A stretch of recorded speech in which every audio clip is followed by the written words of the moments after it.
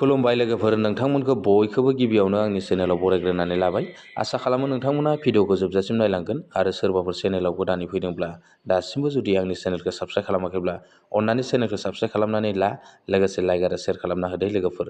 दिनै आं नोंथांमोननो सेन्ट्रेलनि मोनसे स्किम आपडेटसो लाबोदों लोगोफोर, बेनो जाहैबाय PM बिश्वकर्मा।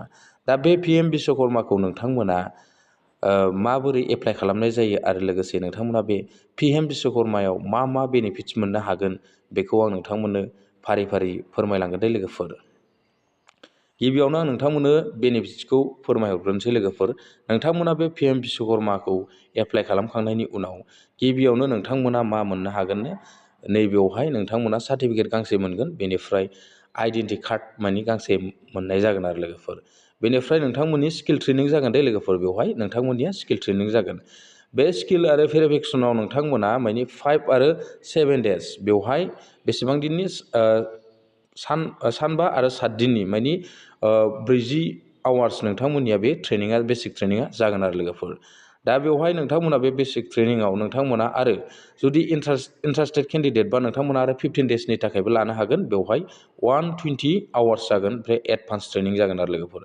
नोंथांमोना बे ट्रेनिंनि जि दिनखालि नोंथाङा ट्रेनिङाव जयेन जागोन दे लोगोफोर, ओइ दिनखालिनिफ्राय नोंथांमोननो सानसेयाव बेसेबांनो 500 खरै नोंथांमोननो होनाय जागोन ट्रेनिंनि नामै। जोबोद मानि मोजां होनना बुंनांगोन आरो लोगोफोर। नोंथांमोना ट्रेनिङाव थांब्लाबो ओरैनो थांनो नाङा, नोंथांमोना 500 रां खरै दैलेग मानि दिनाव नोंथांमोना ट्रेनिंनि स्किल ट्रेनिंनि नामै नोंथांमोना फैसाखौ मोननो हागोन आरो लोगोफोर। बेवहाय नोंथांमोना आरो मा जागोननो, टुलकिट नैबेवहायबो नोंथांमोना माने 15,000 नोंथांमोना मोननो हागोन जाहैबाय। जेब्ला नोंथाङा ट्रेनिंखौ कमप्लिट खालामखाङो अब्ला नोंथाङा 15,000 नोंथाङा ग्रेड मोननो हागोन आरो लोगोफोर। बेवहाय बिराद मोजां आरो लोगोफोर, नोंथांमोननि थाखाय बिराद इन्टारेस्टेड होनना बुंनांगोन आरो लोगोफोर। नोंथांमोना ट्रेनिङाव थांब्लाबो माने 500 रां खरै नोंथांमोना दैलि मोनबाय थानो हागोन आरो बेवहाय हाजिरा सिस्टेमै लोगोफोर नोंथांमोना बेखौ मोननो हागोन आरो लोगोफोर। जेब्ला ट्रेनिङा कमप्लिट जाखांनायनि उनाव नोंथांमोना सार्टिफिकेटबो मोनबाय आरो बेवहाय नोंथांनि आइडि कार्डबो मोनबाय, अब्लानिया नोंथांमोना मा जागोननो, 1 लाखनि नोंथांमोना मा मोनगोननो, लन मोनगोन लोगोफोर। नोंथांमोना फाइनान्सियेल सापर्ट मोनगोन आरो लोगोफोर, बेवहाय लन मोनगोन।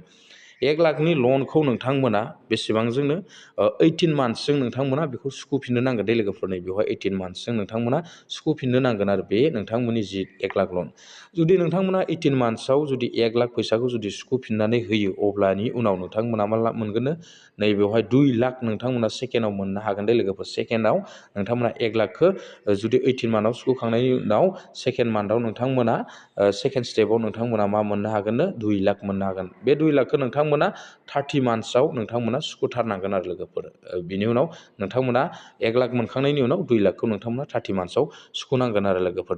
जोबोद मोजां आरोना बेनि जि लन, बे लननिया जाहैबाय बिराद माने इन्टारेस्टेडआ खम, 5%ल' नोंथांमोना बेवहाय होनो नांगौ आरो लोगोफोर। माने बारा बुरजा नङा आरो लोगोफोर। नोंथांमोना 1 लाख लन लाब्लाबो बेवहाय खम पार्सेन्टआवनो नोंथांमोना बेखौ सुख'फिननो नांगोन आरो। माने बे 5%ल' बेवहाय लिरनानै होखादों दे लोगोफोर। दा नै बेवहाय नोंथांमोना मिथिखाबाय आरो लोगोफोर। दा बेवहाय दंजोबो नै लोगोफोर, नोंथांमोना बेखौ फरायना नायलांब्लानो बेवहाय मिथिगोन बेसेबाङाव बेसेबां मा मोननो हागोन लोगोफोर। दा बिनि गेजेरावनो आं दा नोंथांमोननो बिनि माखासे आपडेटखौ फोरमायबाय लोगोफोर। दा बेवहाय मा मुलाम्फा जायो, लोगोसे बे PM बिश्वकर्मायाव नोंथांमोना मा मोननो हागोन, बेफोरखौ आं नोंथांमोननो दा फोरमायबाय। दा बिनि ट्रेनिङा माब्ला जागोन आरो लोगोसे बेखौ बोरै एप्लाइ खालामनाय जायो, बेखौ गोबाङानो सोंनो हागौ, बेखौ आं नोंथांमोननो दिनै फोरमायखानोसै आरो लोगोफोर। दा बेखौ एप्लाइ खालामनो थाखाय नोंथांमोना नैबे गोजौआव दंना एप्लिकेसन प्रसेस, नैबेवहाय नोंथांमोना खनसे क्लिक खालामनांगोन आरो आं बेवहाय क्लिक खालामनोसै। दाना नै एप्लिकेसन प्रसेसआव आं फैबाय। फैखांनायनि उनाव नैबेवहाय लिरनानै होखादों दे नोंथांमोननो बे अनलाइनसो जाखागोन। बेनि जि एप्लाइ, बे एप्लाइआ अनलाइन जागोन लोगोफोर। बेवहाय अनलाइन जाखांनायनि उनाव नोंथांमोना माजों खालामनो हागोन, बेखौ अनलाइन खालामनो थाखाय गावनि मबाइल फनजों हानाय नङा दे लोगोफोरनि। बेयाव लिरना होखादों अनलाइन, बेवहाय CSC जोंसो नोंथांमोना बानायनो हागोन आरो। CSC सेन्टारावसो थांनानै नोंथाङा बिनि जे अनलाइन, बे अनलाइनखौ खालामनानै लानो हागोन। बेनिफ्राय बेयाव अफिसियेल पर्टेलखौ नै बेयाव होनानै दोनखादों दे नै लोगोफोर। बेनिफ्राय नैबे गाहायाव रेजिस्ट्रेसन दंना, नैबे रेजिस्ट्रेसनाव नोंथांमोना क्लिक खालामबानो बेवहाय नोंथांमोना स्टेप बाय स्टेप बोरैहाय बेखौ अनलाइन खालामनांगौ, बा बोरैहाय नोंथांमोना बिनि ट्रेनिं सार्टिफिकेटखौ नोंथांमोना मोननो हागोन बेखौ नै बेवहाय गासिबो श' जाजोबगोन आरो लोगोफोर नोंथांमोना बेखौ नैबे गाहायनि जे रेजिस्ट्रेसन दंना बेवहाय नोंथांमोना खनसे क्लिक खालामनानै बिनि एडभार्टाइजमेन्टखौ नायनानै लाबानो जाबाय आरो लोगोफोर। आरो बेजों लोगोसे नोंथांमोना मा डकुमेन्टस नांगौ बेखौबो आं नोंथांमोननो फोरमायहरनो लोगोफोर नै बेवहाय डकुमेन्टसआव थुनि आं लोगोफोरनि दा डकुमेन्टसआव थुयोब्ला नै नोंथांमोना मा डकुमेन्टस नांगौ बेखौ मिथिनो मोनगोन आरो आं बेयाव क्लिक होबाय। क्लिक होखांनायनि उनाव नै डकुमेन्टसा नोंथांमोना मा नांगौ आं बेखौबो नोंथांमोननो फोरमायखानोसै। बेवहाय गिबियावनो नोंथांमोननि आधार कार्ड नांगोन, बेनिफ्राय नोंथांनि मबाइल नाम्बार नांगोन आरो लोगोफोर। बेनि उनाव थार्ड अपसनाव नोंथांमोननि बेंक डिटेल्स नोंथांमोननि नांथारगोन लोगोफोर, बेंक डिटेल्स नांथारगोन आरो लोगोसे नोंथांमोननि रेशन कार्ड नांथारगोन आरो लोगोफोर।